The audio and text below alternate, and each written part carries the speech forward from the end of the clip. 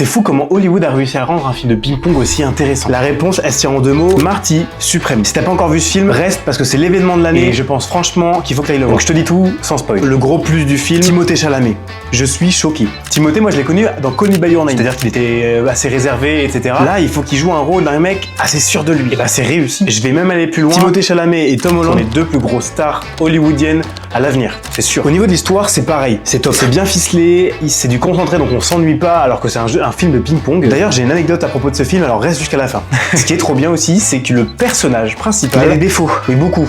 Bah comme nous tous en fait, et je trouve ça vraiment cool parce que souvent on fait des éloges, mais là c'est pas du tout le cas. Il a des faiblesses, il a des torts et il avance. Timothée Chalamet, il a fait une grosse campagne publicitaire et il a été aussi très bien reçu par la critique et je comprends pourquoi. Franchement, n'hésitez pas, allez-y. D'ailleurs, faites-moi un retour en commentaire ceux qui l'ont vu, je serais super intéressé. Et du coup, pour l'anecdote, le réalisateur il est connu pour pousser à bout ses acteurs. Il est aussi connu pour des films assez intenses. Donc Timothée Chalamet sous pression, moi je valide.